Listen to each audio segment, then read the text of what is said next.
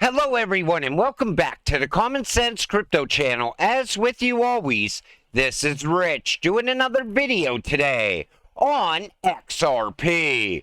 So I hope you're all having a wonderful day today wherever you are in this great world. We're going to talk about XRP, and once again, this is the 1 hour chart. We're still sitting around 50 cents. And you know, I'm not concerned about where we are right now. I'm more looking ahead to where we're going in the future, because all the pieces of the puzzle are coming together perfectly. So, SBI Remit to start XRP-based remittance service in Philippines, Vietnam, and Indonesia this month. And this is big. According to the official announcement, the remittance service is starting this month. The report noted that the services will initially target bank accounts in the Philippines, Vietnam, and Indonesia. Also, SBI Remit stated that the move into these Asian continents is part of its long-standing business of utilizing XRP for cross-border payments.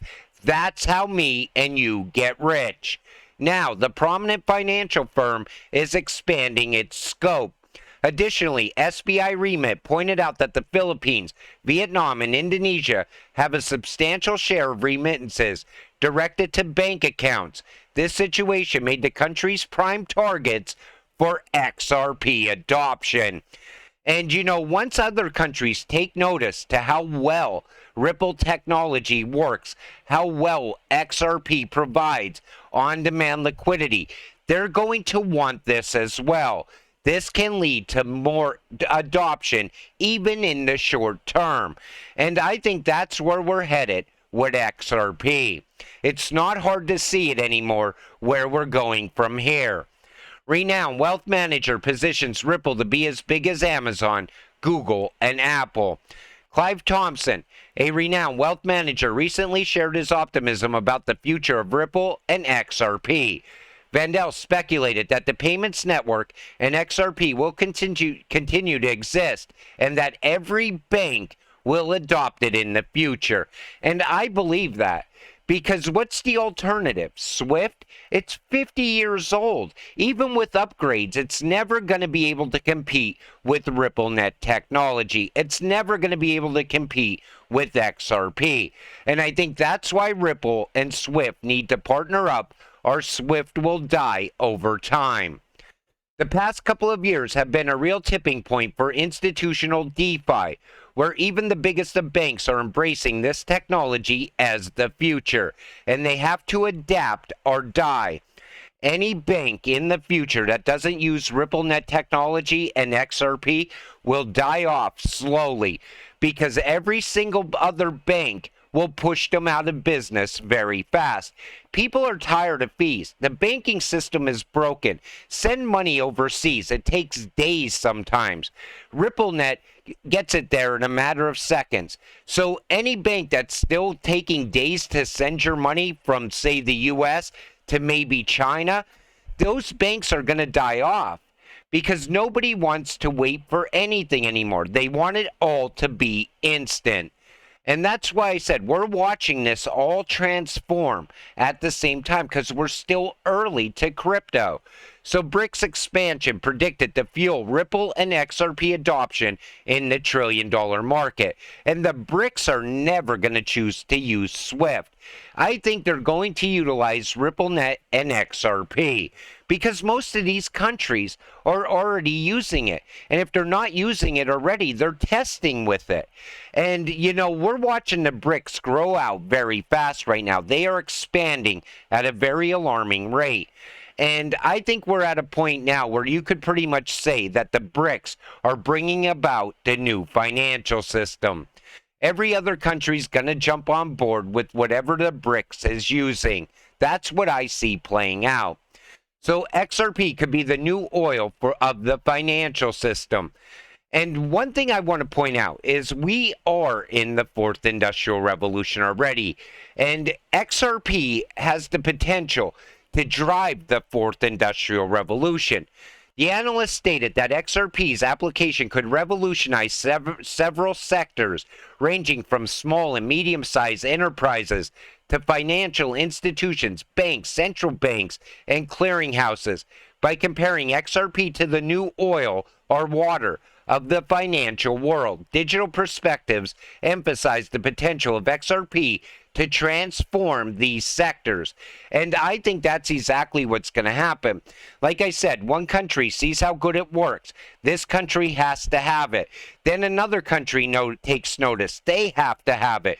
And before you know it, every single country around the world is using XRP. And that's the time we're going to watch play out from the sidelines right now. But you see the pieces coming together.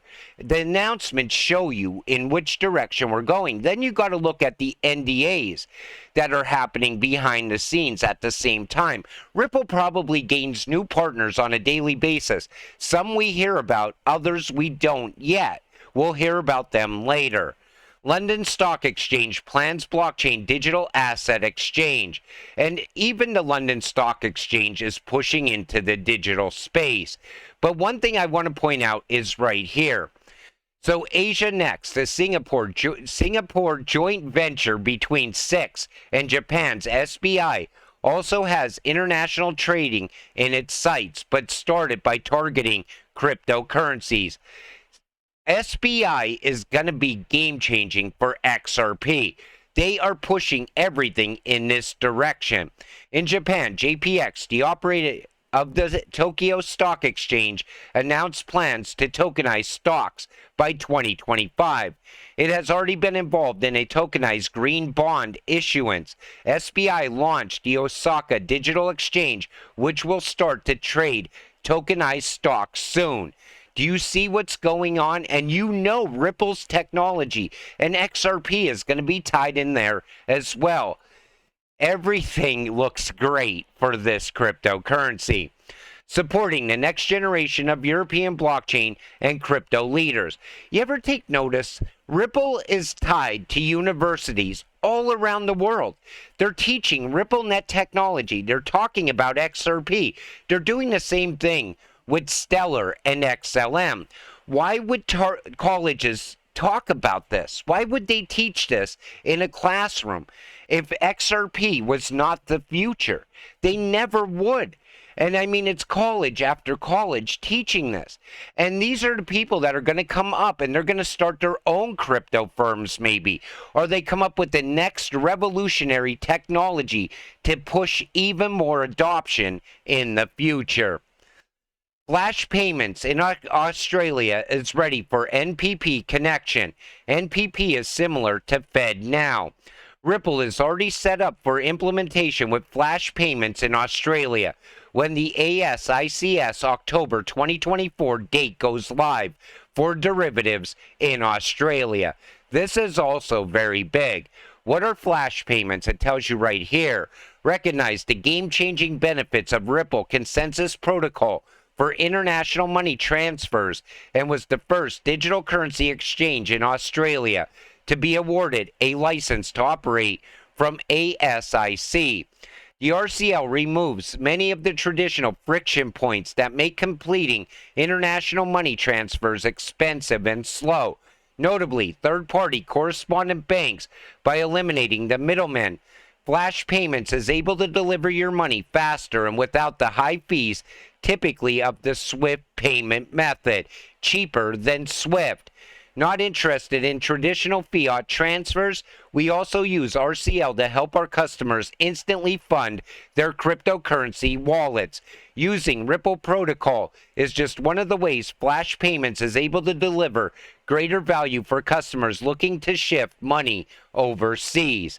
With a simple setup process, bank-beating exchange rates, and total cost transparency, Flash Payments offers a hassle-free service for sending money overseas. Australia is ready for XRP and Ripple.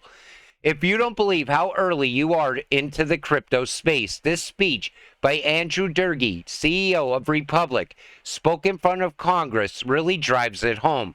Take a listen to this. We are in the early stages of this technology, and I really want to provide some examples of that.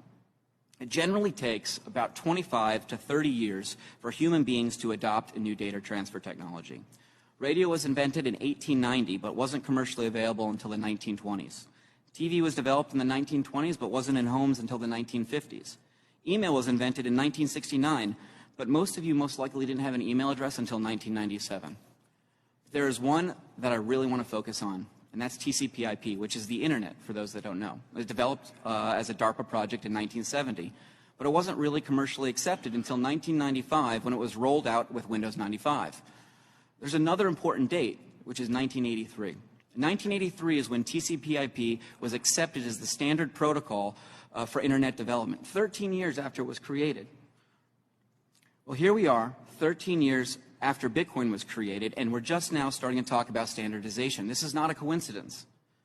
Adoption at this stage is not a technology problem, it's a human conditioning issue. Every 13-year-old in the United States has only existed in a world where Bitcoin has existed. 3 years from now, every 16-year-old will have only existed in a world where Bitcoin has existed. 16 years old is an important date because it's generally when someone becomes interested in becoming a developer. They are the adoption layer. We here in this room, we're the infrastructure layer. It's our responsibility to create an environment where every 13-year-old American has a framework upon which they can build the next world on. Thank you, and I look forward to your questions. So that's exactly where we are right now with crypto. But I think crypto is pushing faster than the internet even pushed. And, you know, we are seeing adoption happen all around the world right now. The U.S. needs to get on board with this adoption. And I think that's going to come. And, you know, first, we're most likely going to see regulations come ahead of that. Because here in the U.S., for some reason, politicians have to give everybody the green light, which I think most of the politicians in Washington should have left Washington 20 years ago, because they don't like anything new. They like to line their pockets with money from big banks, and they like to sit back and they try to slow down everything as much as they possibly can. The problem is the rest of the world is driving adoption this time around, and the U.S. is either going to get on board or they're going to be left behind, because the train has already left the station. And that's exactly where we are right now. But, you know, we're early to crypto. We're buying XRP at 50 cents. You know, 3 years from now, people are going to say, I wish I could go back and buy XRP. I wish I would have listened to you when you told me to buy XRP. So many other people are going to be left behind just because they want to stay blind to innovation. And maybe they don't understand it. And the more you point it out to them, the less they want to learn about it. But you know, we are here and we are set to become the new 1%. All we have to do is keep holding this cryptocurrency. Let's get rich together. With that said, I'm going to wrap up this video. I want to thank you all for watching. I appreciate all of you. I'll see you in the next one. Have a great night.